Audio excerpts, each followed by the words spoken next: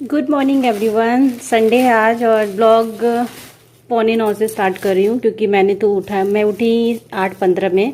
और ये कल सब्जियाँ कुछ लेके आए थे, तो ये लहसुन है। लहसुन एक्चुअली ज़्यादा आ जाता है तो सही रहता है, बार बार लेके आना नहीं पड़ता है। प्याज है, इसमें एक अदरक है। तो ये सारा कुछ मैं अभी निकाल रही हूँ। टमाटर तो पहले पता है कल ही निकाल देना चाहिए था, लेकिन मैंने निकाला नहीं है। तो ये सारी सब्जियों को वॉश करूँगी, उसके बाद रखूँगी। और लहसुन प्याज नहीं वॉश करूँगी, ये टमाटर और आलू को वॉश करूँगी। तो ये यहाँ पे मैं बना रही हूँ अभी कॉफ़ी बन रहा है। एक साइड में आलू बॉईल हो रहा है, क्योंकि ये अभी गए हेयर कटिंग कराने बाबू को लेके, पास में ही है तो वहीं पे गए हैं। थोड़ी देर में आ जाएंगे, तब तक कॉफ़ी बन के रेडी हो जाएगी। और कल का मैंने दिखाया था ना कि चावल का आटा, उड़द की दाल मैंने डोसा के लिए वो किया था। तो ये देखिए कितने अच्छे से फूल गया है। नज़दीक से दिखाती हूँ, ये देखिए ऑमलेट हो गया है। तो देखती हूँ, जो ये बोलेंगे ना डोसा बोलेंगे तो डोसा बनाऊंगी, इडली बोलेंगे तो इडली बनाऊंगी, इनके ऊपर डिपेंड करता है। यहाँ पे स्पर्श की हेयर कटिंग हो रही है और मैं नहीं गई थी, ये गए थे। इन्होंने क्लिप बनाया था बाबू का और बोले कि मैं तुमको भेज दूंगा, तुम अपने ब्लॉग में ऐड कर लेना। तो स्पर्श देखिए किस तरीके से हेयर कटिंग कराता है। और पहले जब छोटा था तो मैं कराने इसको साथ में लेके जाती थी, मुझे भी जाना पड़ता था। उस टाइम बहुत रोता था, लेकिन अब बिल्कुल नहीं रोता है, बहुत आराम से ये हेयर कटिंग कराता है।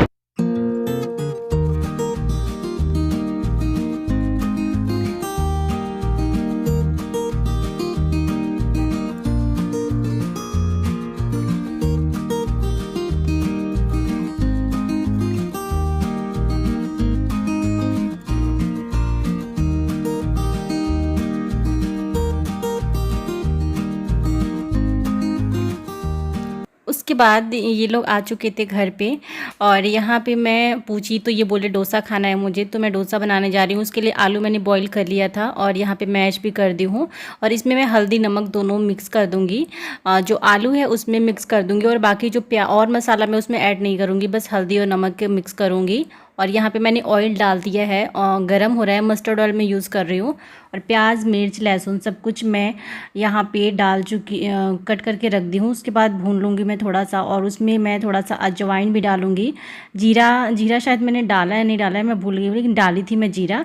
और ये सब करने के बाद यहाँ पे जो आलू है, मैं हींग डालना भूल गई थी तो मैंने हींग डाल लिया। प्याज अच्छे से भूनने के बाद फिर मैं इसमें जीरा पाउडर धनिया पाउडर डालूँगी। यहाँ पे अजवाइन डब्बे से ख़त्म हो गया तो फिर मैं यहाँ पे डाल रही हूँ, जो एक्स्ट्रा रखी थी मैं पैकेट का। तो वो सब डालने के बाद धनिया पाउडर और जीरा पाउडर मैं इसमें डाल दूँगी। थोड़ा सा मैं डाल दूँगी गरम मसाला। और ज़्यादा मैं गरम मसाला यूज़ नहीं करती हूँ, बहुत कम कभी कभी ही यूज़ करती हूँ, वो भी थोड़ा यूज़ करती हूँ। उसके बाद अच्छे से हल्दी नमक जो डाली थी उसको मिलाने के बाद मैं आलू को डाल दे रही हूँ कढ़ाई में। उसके बाद अच्छे से भून के तैयार कर लूँगी मैं।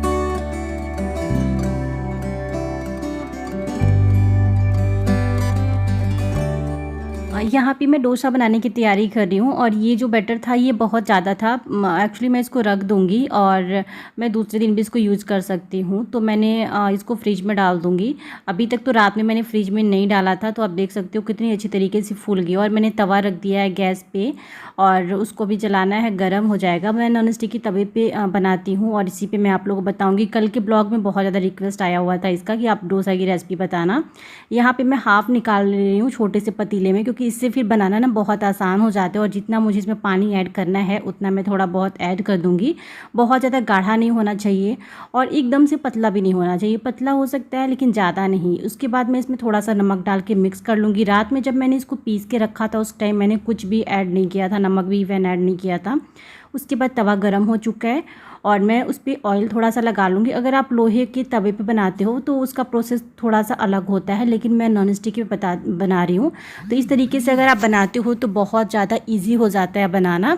उसके बाद यहाँ पे मैं बैटर को अच्छे से मैं फैला ले रही हूँ। अगर आपको बीच में आपका घोल जो है थोड़ा बहुत हट जाता है तो आप वहाँ पे और डाल सकते हो। वैसे भी सबके साथ अच्छे से नहीं बनता है, लेकिन इस तरीके से आप कर सकते हो। और एक देखिए, अगर एक साइड से सिक जाएगा तो ये अपने आप भाप अलग हो जाएगा।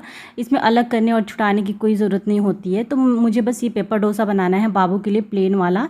तो अगर आप चाहो तो दोनों साइड से पका सकते हो, लेकिन वो तो वैसे ही सीख जाता है, पकाने की कोई ज़रूरत नहीं है दूसरी साइड से। इसके बाद मैं इसको रोल कर ली हूँ और बाबू को इस प्लेट में मैं निकाल के दे रही हूँ और इसको मैं ले जा रही हूँ देने के लिए। थोड़ा सा मैं सॉस डाल दूँगी और मैं ना चटनी वगैरह कुछ नहीं बनाई हूँ। मेरा जो मिक्सर ग्राइंडर है वो बनने के लिए गया है और कल शाम को ही बनने के लिए चला गया था, तो मेरे पास कुछ नहीं था कि मैं चटनी बना सकूँ। तो मैंने सांभर भी नहीं बनाया था, जल्दी जल्दी में हमारा ब्रेकफास्ट ये हो जाएगा। तो बाबू बहुत ही ज़्यादा खुश था, देखने के बाद एकदम एक्साइटेड था, बोलता है डोसा खाऊंगा। उसको नहीं पता था कि आज बन रहा है। उसके बाद मैं यहाँ पे आलू की स्टफिंग करके एक बना ली। एक्चुअली मैं दिखा नहीं पाई, कैमरा ऑन ही नहीं था एकदम। तो यहाँ पे दूसरा जब मैं बनाती हूँ ना तब मैं आपको दिखाती हूँ किस तरीके से बनाना है। यहाँ पे मैं ले जा रही हूँ इनको देने के लिए। कैसा बना है आप लोग ज़रूर बताना। और अगर घर पे बनाते हो ना किसी तरीके से अगर थोड़ा ख़राब भी हो जाए तो घर पे खुद से बना के और खाने का टेस्ट ही अलग होता है और जो खुशी मिलती है वो कुछ ज़्यादा मिलती है। यहाँ पे देखिए और बैटर डाल रही हूँ मैं। अगर हट जाता है तो वहाँ पे थोड़ा थोड़ा आप डाल सकते हो बैटर। और इसको पकने के लिए बिल्कुल लो फ्लेम पे पकाना है आपको और उसको मैं पकने दूंगी। और पकने के बाद जब वो एक साइड से अगर क्रिस्पी हो जाएगा ना, एक साइड से पकेगा तो वो दूसरी साइड से भी पक जाएगा। और यहाँ पे दूसरा तवा मैं लेके आई थी, लेकिन ये वाला तवा ख़राब है, वो मुझे पहले ही पता है। तो यहाँ पे मैं आलू डाल के फिर रोल करके निकाल के इनको मैं दे दूँगी। और दूसरा जो तवा है वो मैं आपको दिखाती हूँ वो कितना ज़्यादा ख़राब है, लेकिन मैं ट्राई कर रही थी कि उस पर बन रहा है कि नहीं, क्योंकि एक तवे पर बनाने में बहुत मुश्किल हो रही थी मुझे। और यहाँ पे और भी मैं बना के और इनको देते जा रही हूँ। ये वो तवा एकदम ख़राब हो गया था, निकल ही नहीं रहा था। फिर मैं उसको दूसरा तवा, नया तवा निकाल के लेके आई हूँ अभी, ताकि दोनों साइड बनेगा तो बहुत जल्दी जल्दी हो जाएगा। उसके बाद यहाँ दोपहर का टाइम था, ये लैपटॉप पे कुछ काम कर रहे थे और मैं यहाँ पे वीडियो बनाने के लिए कैमरा लगा रही थी। उसके बाद हम वीडियो नहीं बनाई, यहाँ पर कुछ बातें करने लगी। यहाँ देखिए मैं सामने बैठी हूँ, बाबू को ये पढ़ा रहे थे और ये अपना भी काम कर रहे थे। तो मैं भी थोड़ी देर के लिए यहाँ पर बैठ गई और बाबू से बातें कर रही थी। इनसे भी थोड़ी बहुत बातें हो रही थी। आज वैसे भी संडे है तो कम ही टाइम मिलता है इनको डेली, तो आज थोड़ा बहुत दोपहर में टाइम होता है। पहले तो संडे को ऐसा हुआ करता था कि हम कहीं घूमने चले जाते थे, हर संडे कहीं ना कहीं जाते थे। लेकिन अब कहीं हम नहीं जा रहे हैं, बस संडे को घर में बिताओ, जो थोड़ा बहुत काम है वो करो। तो फ्रेंड्स अभी मैं आप लोग के साथ रिव्यू करने जा रही हूँ रूप मंत्रा के फेशियल किट का। और जो मैं फेशियल किट का रिव्यू कर रही हूँ ये है रूप मंत्रा का gold facial kit for radiant and youthful complexion. और इसमें 5 स्टेप्स दिए हुए हैं, जैसे कि हर फेशियल किट में होता है cleansing milk, scrub, gel, then उसके बाद पैक है, उसके बाद मॉइस्चराइजर क्रीम है। तो इसको मैं अपने फेस पे अप्लाई करके नहीं दिखाऊंगी, जस्ट मैं आपको रिव्यू शेयर कर देती हूँ कि ये कैसा है, इसकी प्राइस क्या है। और इसका लिंक मैं आपको डिस्क्रिप्शन बॉक्स में मेंशन कर दूंगी, अगर आप लोग इंटरेस्टेड हैं तो आप वहां से ले सकते हैं। तो इसके बेनिफिट्स क्या हैं, सबसे पहले मैं प्राइस की बात करूं तो प्राइस है 250 इसका। और सेल्फ लाइफ इसकी 1 ईयर की सेल्फ लाइफ। इसकी मैं ओपन करके दिखाती हूँ। कभी भी फेशियल किट लेते हो, अगर वो पाउच में होता है तो हमारा यूज नहीं होता है, एक से दूसरी बार यूज नहीं हो पाता है, क्योंकि फिर हमें रखने में वो प्रॉब्लम हो जाती है, लीक करता है, निकल के गिर जाता है। लेकिन इस फेशियल किट में ये बहुत ही ज्यादा अच्छा बेनिफिट है कि ये इस तरीके से डब्बे में आता है। और इस डब्बे में अगर आप चाहो तो 2 बार यूज करो, 3 बार यूज करो, कहीं ले जाना है, ट्रैवलिंग में आप घर जा रहे हो तो आप इसको लेके जा सकते हो। जैसे कि मैंने ये मैं अपने घर से लेके आई थी, वहीं पे मेरे को रिसीव हुआ था। चलिए इसको मैं इसके बेनिफिट्स बता देती हूँ। बेनिफिट्स, अगर आपकी इस स्किन पे काफी ज्यादा पिंपल्स है उसको रिड्यूस करता है, सॉफ्ट बनाता है, स्मूथ बनाता है। और आपके स्किन को के एक्ने की प्रॉब्लम है, बहुत सारे लोगों को एक्ने की प्रॉब्लम होती है, उसके बाद दाग धब्बे हो जाते हैं, उसको भी रिड्यूस करता है और रेडिएंट आपके स्किन देता है। उसके बाद अगर आपके फेस पे कहीं भी डार्क स्पॉट है और आप इसे फेशियल करो, आपके ब्लैक हेड्स रिमूव होंगे, व्हाइट हेड्स रिमूव होंगे। और अगर आपको सन टैन हो गया है, टैनिंग की बहुत सारे लोगों को प्रॉब्लम होती है, खास करके गर्मियों में, तो उस टाइम पे आप इससे फेशियल करो तो काफी अच्छे से आपका जो सन टैन है वो रिमूव होगा। अगर आपकी स्किन डैमेज हो चुकी है तो उसको रिपेयर करेगा। बहुत सारी खास बातें हैं इस फेशियल किट में, तो लिंक मेरे डिस्क्रिप्शन में रहेगा, आप लोग चेकआउट कर सकते हैं। उसके बाद ये लेके आए थे ब्रेड पकौड़े। और एक्चुअली मैं सो गई थी और स्पर्श को भूख लगी थी, तो स्पर्श की भूख मिटाने के लिए बाहर से लेके चले आए, ये कुछ बनाए नहीं और ये लोग खा लिए थे। उसके बाद उसी में मेरे लिए भी ये पकौड़ा रखा हुआ था, तो ये बोले कि खा लो। मैं बोली नहीं, मैं बाहर का नहीं खाऊंगी। बोलते हैं कुछ नहीं, खा लो, लेके आ गया हूँ। बोरों को कट करके रख दी हूँ सुबह के लिए। अभी आलू इसमें कट करना है, बस मैं सब्ज़ी कट कर रही थी तो मैं इसको भी कट कर दी, और बाकी सारा आलू वगैरह सब मैं बाद में कट करूँगी।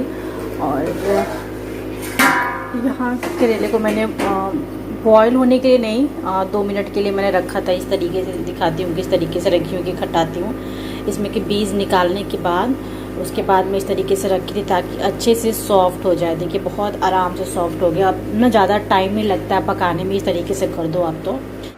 उसके बाद हम लोग यहाँ जा रहे थे सामान लेने के लिए, और हम लोग बस अभी ऊपर से उतर रहे हैं नीचे, और मेरा बिल्कुल भी मन नहीं हुआ। कम से कम 10 बार बोले, बाद में मेरे को लगा कि ये सही नहीं है मना करना, बार बार ये बोल रहे हैं कि चलो चलो। तो बस हम जा रहे थे, कुछ सामान लेना था घर का ही, तो ये बोले कि चलो अपनी पसंद से ले लो। मैं वैसे ना इनसे बोली कि अब मैं 1 साल तक नहीं जाऊँगी, वैसे ही 6 मंथ तो निकल ही गए हैं बिना शॉपिंग के, 6-7 मंथ, तो अब मैं 1 साल बाद ही जाऊँगी कहीं। ये बोलते नहीं चलो चलो, फिर मेरे को आना पड़ा। और ये हम बहुत दूर नहीं आए थे, घर के पास ही शॉप पे 2-3 मिनट बस लगता है यहाँ आने में। तो पहले तो मैं पैदल आ रही थी कि मैं चलो वॉक भी हो जाएगा मेरा, लेकिन ये फिर ये स्कूटी से ही जा रहे थे। तो हम आ गए थे सामान लेने के लिए, और इन्होंने बोला कि जितना भी लेना है सामान ले लो, जो मर्जी ले लो, क्योंकि वैसे भी सामान बहुत ही कम हो गया। तो और मैं आई हूँ तो मुझे ये पता चलता है अगर मैं खाना बनाती हूँ, कुछ भी बनाती हूँ, तो ये मेरा फेवरेट बिस्किट देख रहे थे, लेकिन जो बिस्किट हम ढूंढ रहे थे वो नहीं था, बस प्लेन वाला ही था। तो ये बोले कि चलो मैं विशाल लेके चलता हूँ। मैं बोली नहीं, अब जो भी चीज़ें मिल रही है ना यहीं से लो, मैं इधर उधर नहीं जाऊँगी कहीं भी, क्योंकि फिर क्या जाना, जो चीज़ें मिल रही है ले लो, यहीं से ले लो। तो यहाँ पे काफ़ी टाइम हमें लग गया था, कम से कम घंटे लग गए थे सामान को लेने में, और काफ़ी सारा चीज़ें जो थी ना यहाँ पे नहीं मिला हमें, और हम बोले कि चलो बाद में ले लेंगे।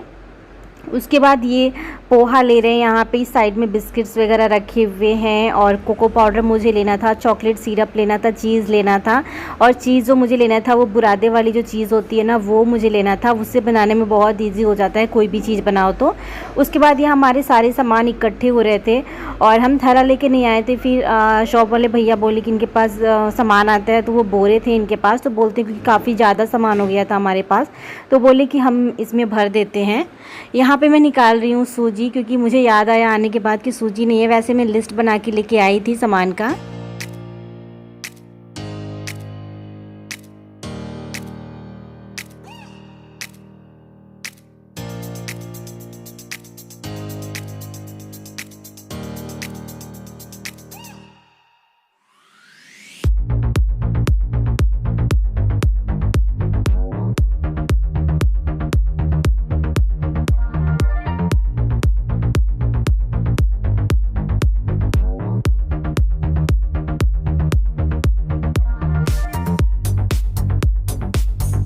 यहाँ पे मैं शॉप से बाहर निकल गई थी, और ये जो उसका पेमेंट करना था वो ये कर रहे थे, और काफ़ी दिनों बाद आई थी। ये वैसे ही मेरा प्रण तोड़ दिए, 1 साल में बोल रही थी, बोलते नहीं चलना ही पड़ेगा, फिर मेरे को आना पड़ा था।